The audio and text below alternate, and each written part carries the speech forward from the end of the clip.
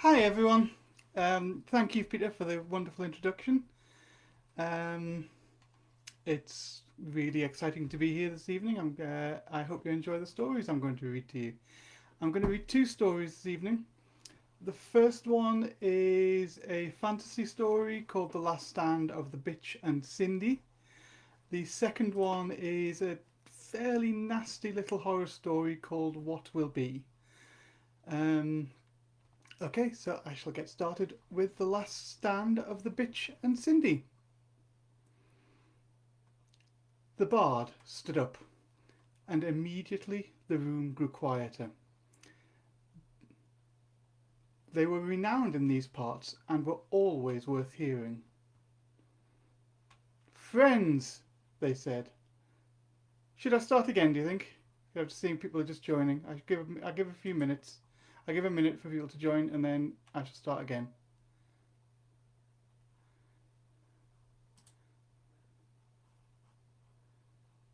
Okay,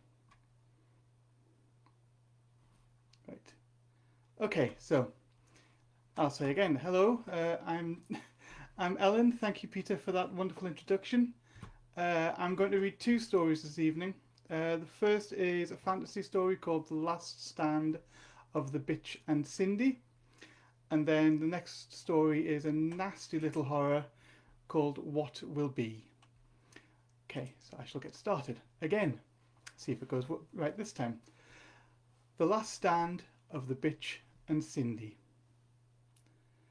The bard stood up, and immediately the room grew quieter. They were renowned in these parts, and were always worth hearing.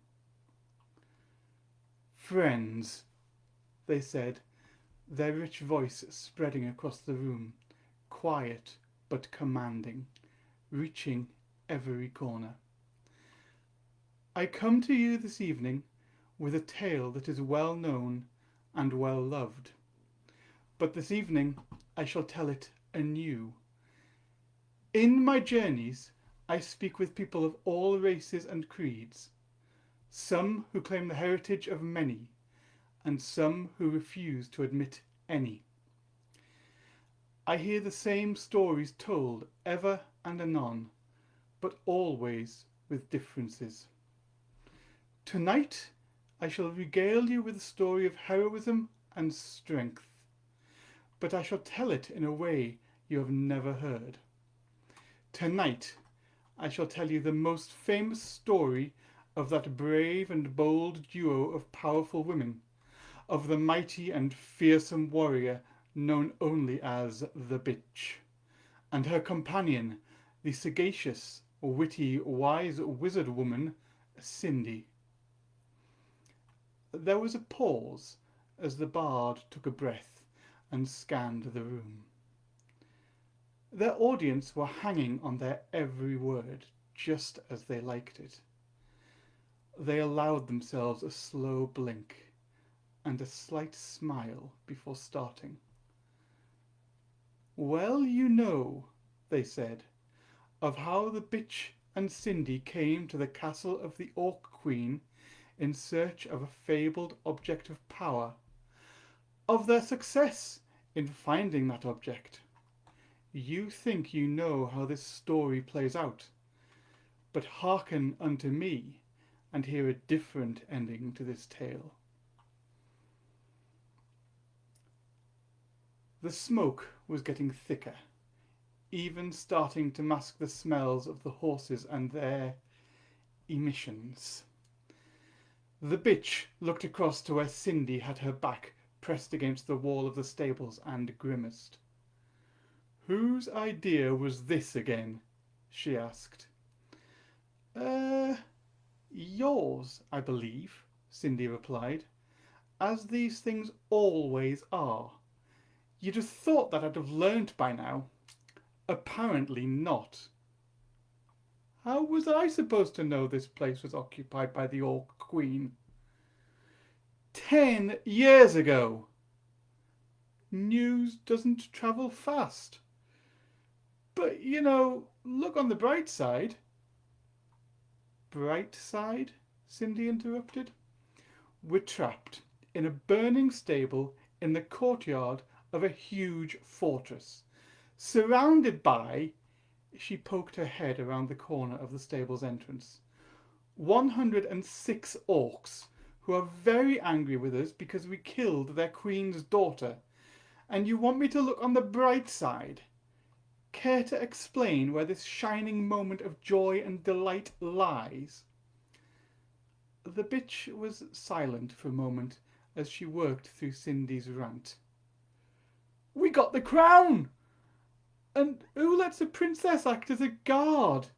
It's their fault. We had to kill her or she'd have raised the alarm. Oh, of course. And if that happened, there's no way that we would have been able to escape as easily as we have done. But we haven't escaped. We're stuck in this stable. Really, I had not realised that fact, Sindy replied. But, the bitch started, and then stopped as she finally realised Sindy's sarcasm. So, what are we going to do to get out of here? How are you for spellcasting?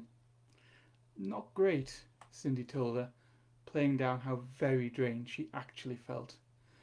I'm feeling really low on energy. That last round of fireballs pretty much finished me off. Looking around at the burning building in which they were holed up, the burning building that she had set alight when she thought it might intimidate the small troop of orcs guarding the exit, she added, not that they helped much. The bitch slid her sword out of its scabbard and offered it to her friend. What am I supposed to do with that? Sindy asked. Hold the blunt end and stick the pointy bit into anyone you don't like. Really, thanks for the advice.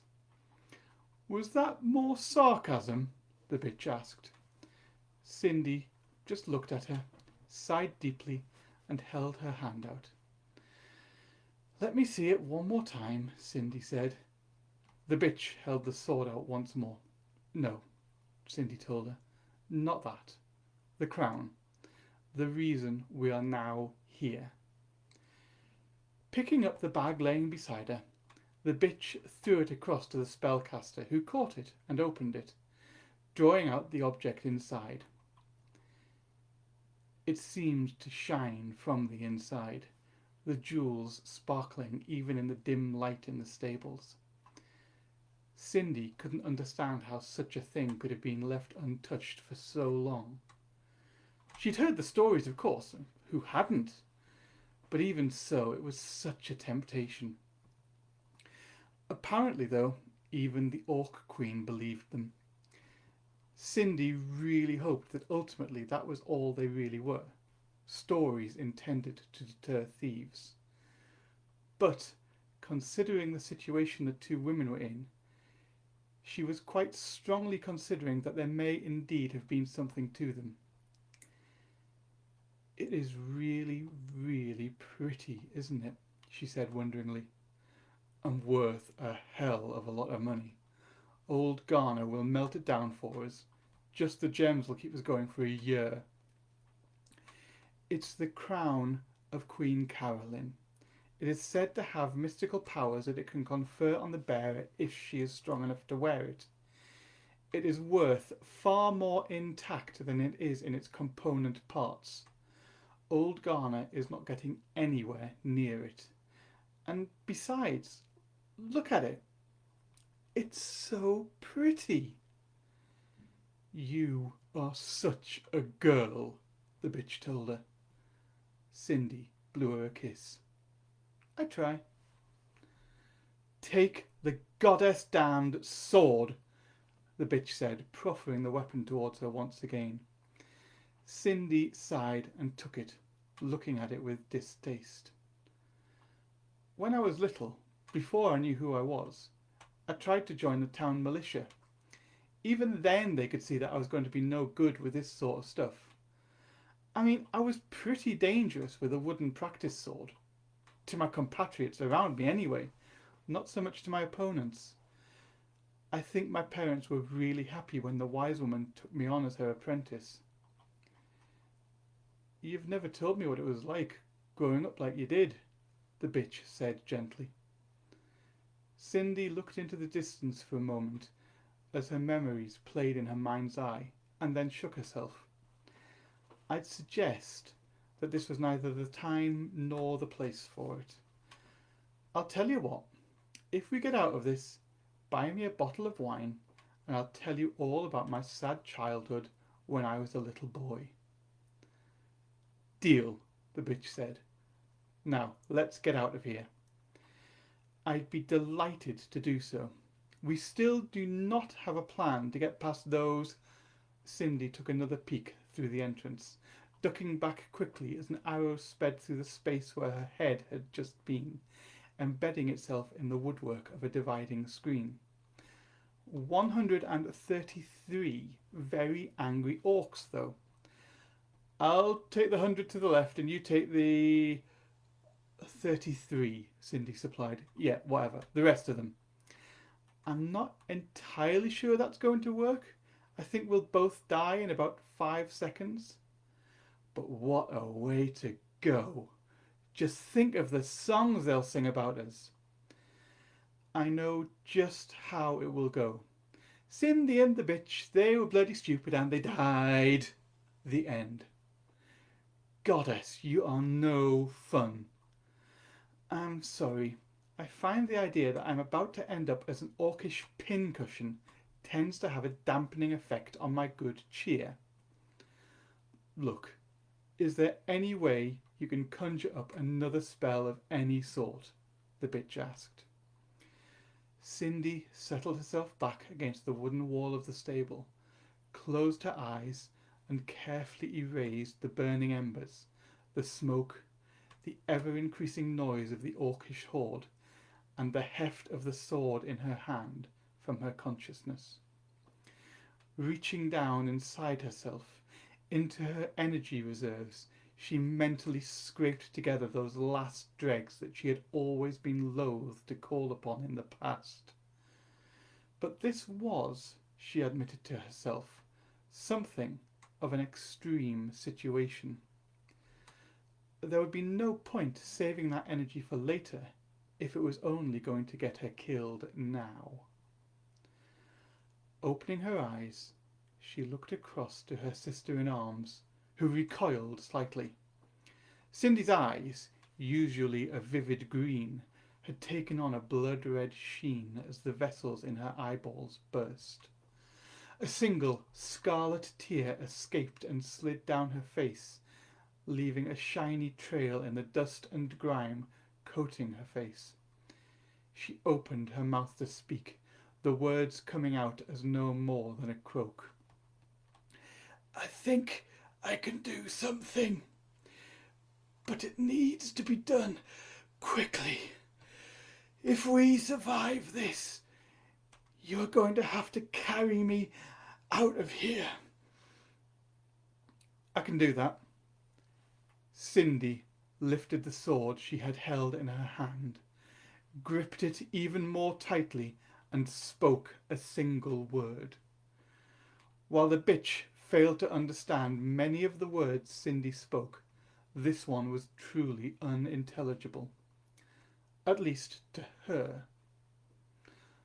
The sword reacted, bursting into flame, sending a shockwave out that blew the burning roof off the stable, forcing the bitch to her knees.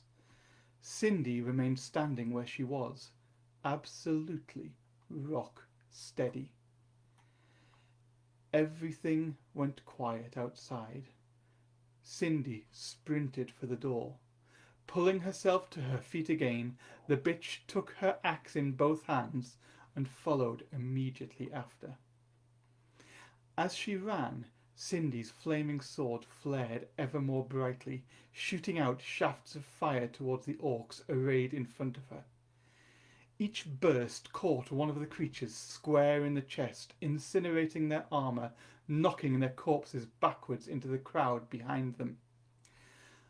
Until that moment, every single orc had been jostling with those around them to get to the front, to make themselves look as if they had been ready to charge forward, while simultaneously avoiding actually being the first one to make a move, because they knew that would have meant being the first one to face the bitch's weaponry.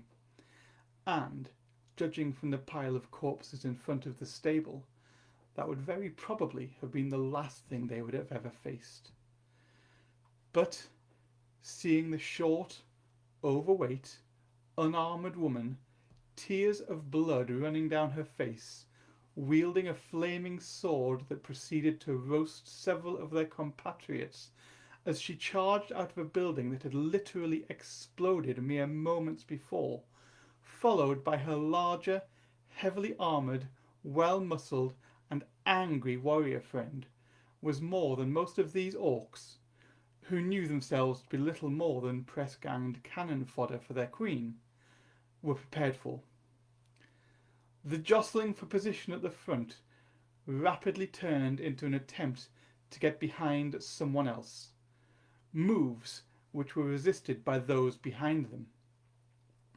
As the bitch barreled into them, her axe hacking left and right, and Sindy's sword spat out flaming death, the attempts to get away became ever more desperate. Even more green-grey blood spilt to the floor as those nearest the two apparently insane human women with a death wish used their own weapons to try and force a path through the crowd. The bard paused.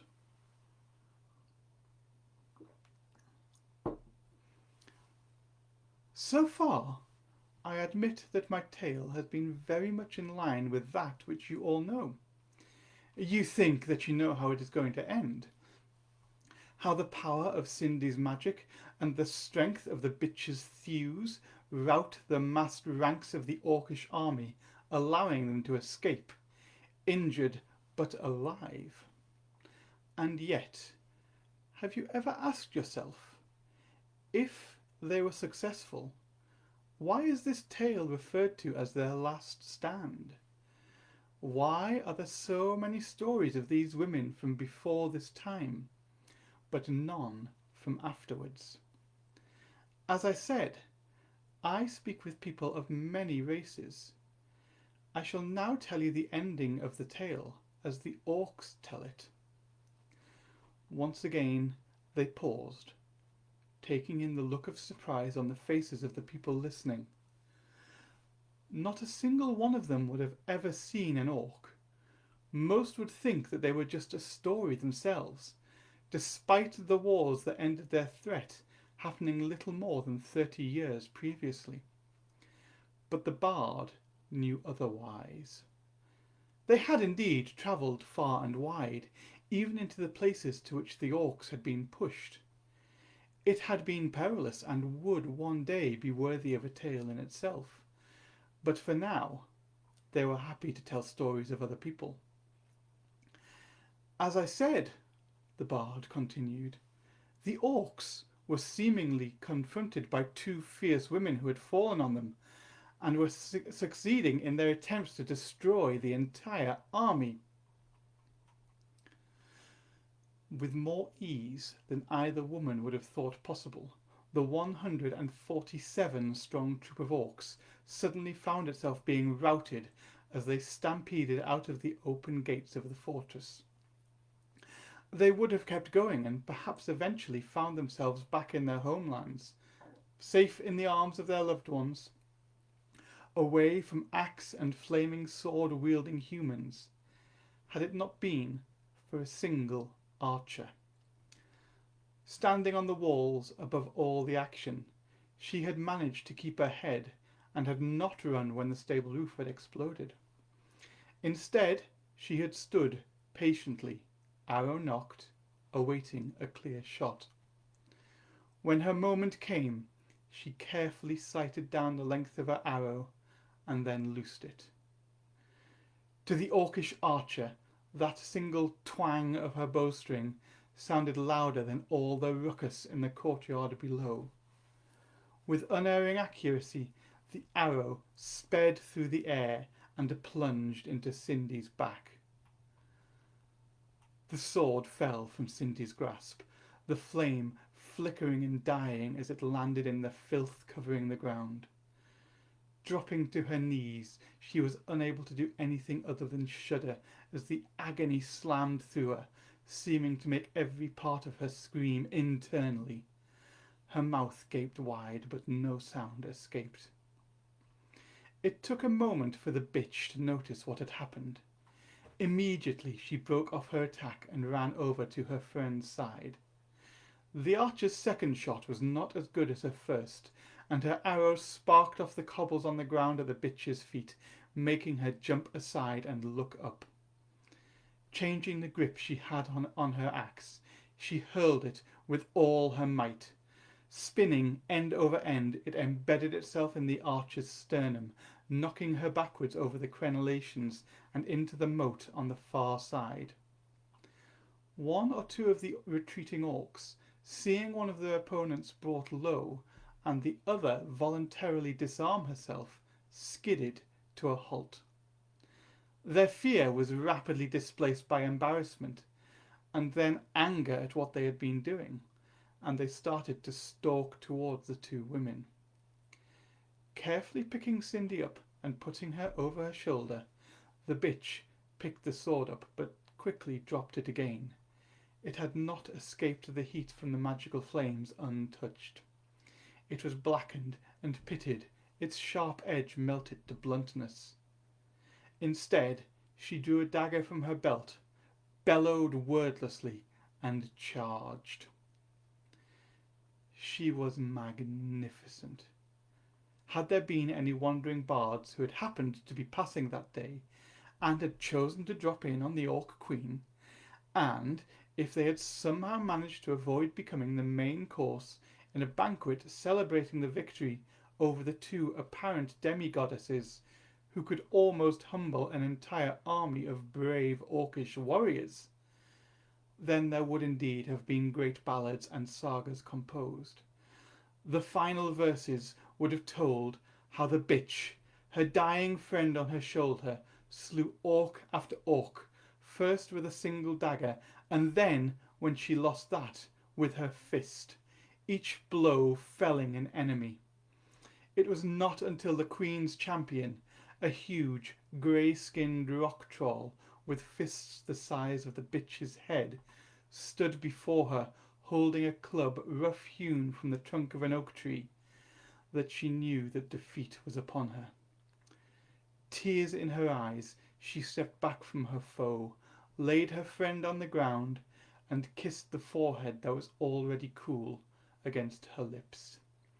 Straightening up, she turned back to her foe. "Come on then, you bastard," said the bitch. The bard, always aware of how to end a story, gave a small bow to their audience, and then took a long drink of ale in order to soothe their parched throat. "I leave it to you to decide for yourself which of the two versions of the tale to believe," they said. "I do not know for sure, although I think I prefer the version where the two heroes go out in a blaze of glory rather than disappear into obscurity.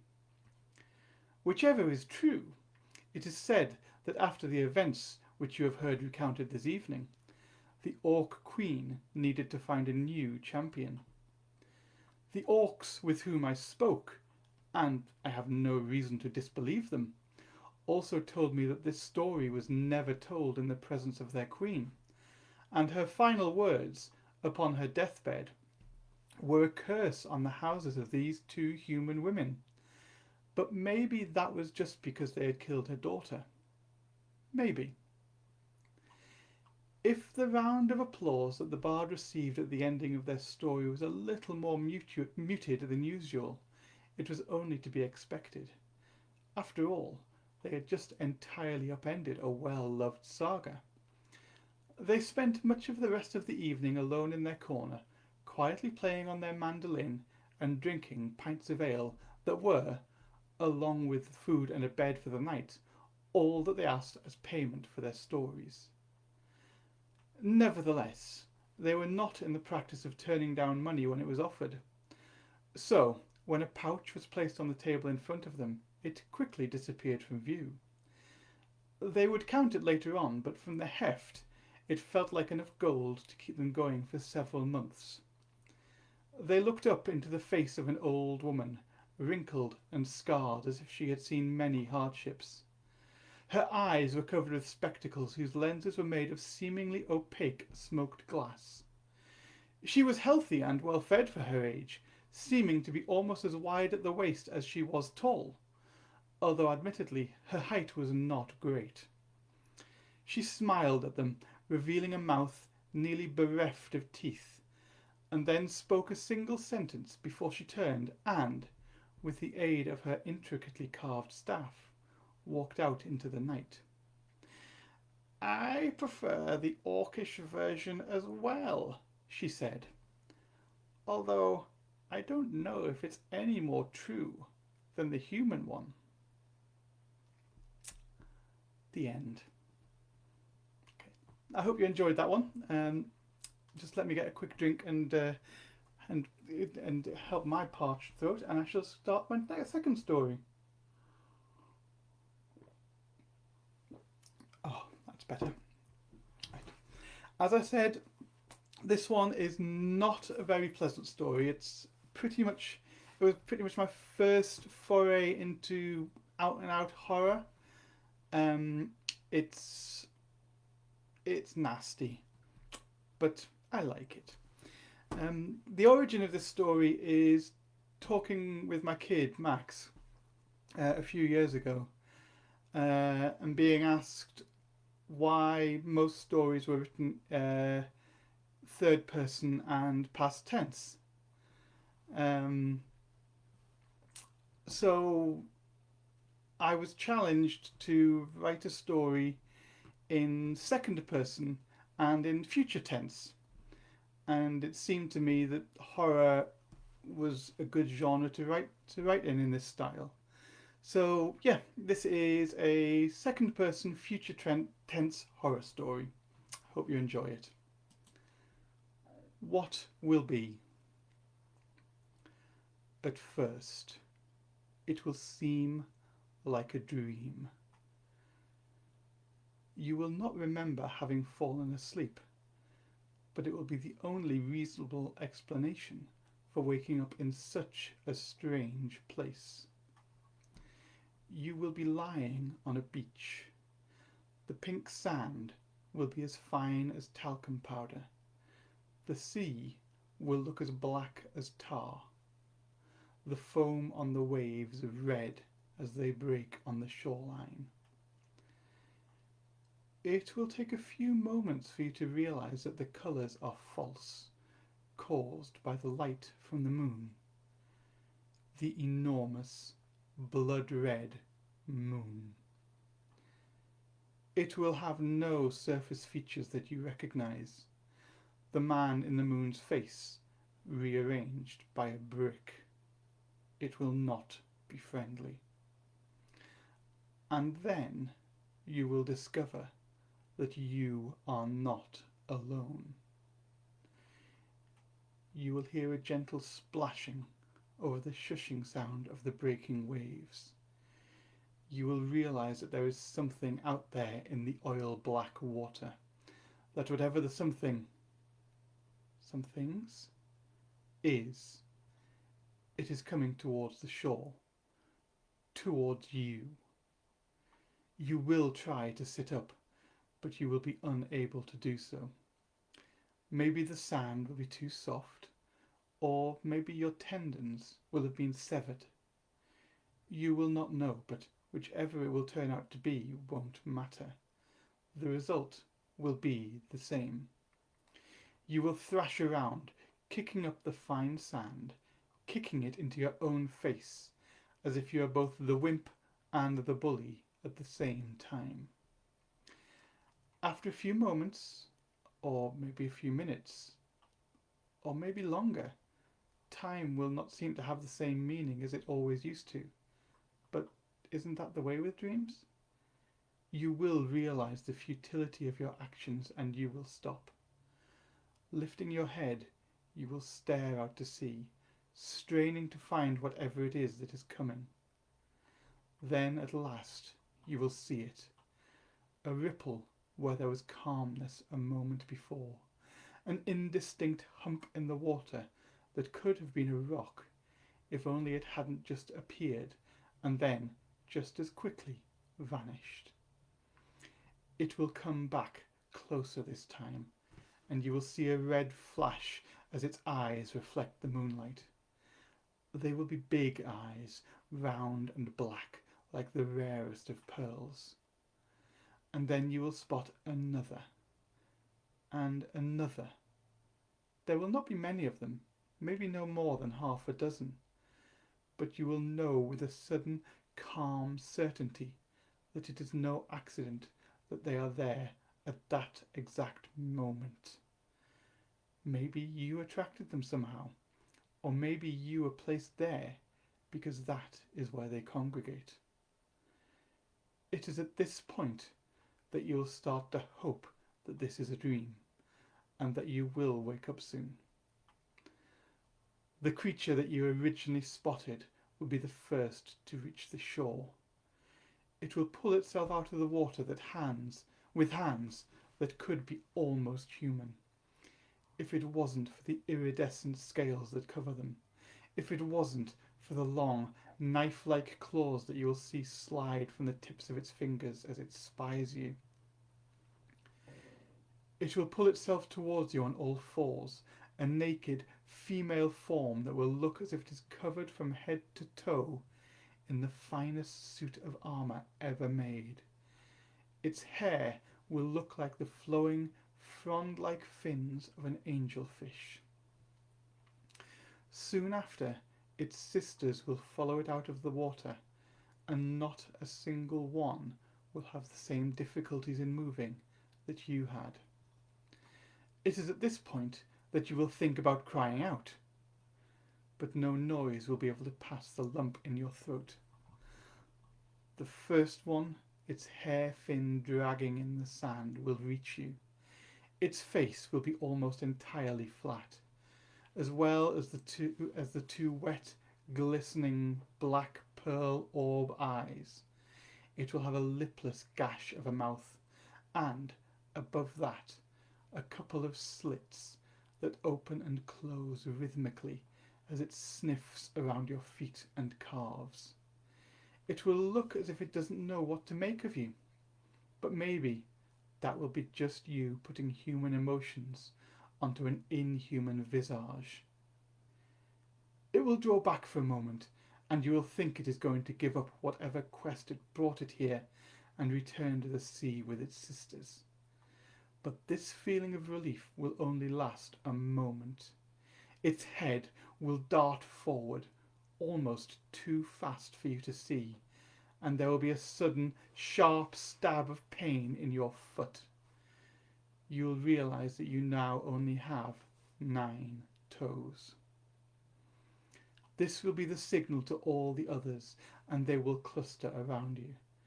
They will smell you like the first one, and then they will each take a bite from your thigh, your arms, your belly, your chest. One will even nip away an earlobe. Each bite will be small and dainty, but perfectly formed, as if it had been cut by the sharpest of scalpels. Slowly, ever so slowly, they will start to strip every ounce of flesh from your bones. You will remain conscious through it all, feeling every bite. Individually, they will not cause much discomfort. A single sharp moment of pain that subsides quickly. But the moments will come one straight after another, each one building on the one before, growing in intensity, until they suddenly stop as every piece of flesh, muscle, tendon and nerve ending is removed. Your heart and lungs will be safe within the cage of your ribs, at least to begin with. But the time will come when you will feel the exquisite horror of a hand moving inside your body, of your internal organs being squeezed by something that does not belong to you, that should not be there. The tugging on your heart will coincide with one of the creatures discovering the soft, juicy orbs nestling in your eye sockets. The last thing you will see as you feel your heart being wrenched from its place in your chest will be the tips of two claws coming down towards you, one for each eye. Then there'll be pain and pressure, and then blackness. You will really hope to wake up soon. You will be certain that it will not happen. The end. I hope you enjoyed them both. Thank you for listening. I shall now hand you back to Peter.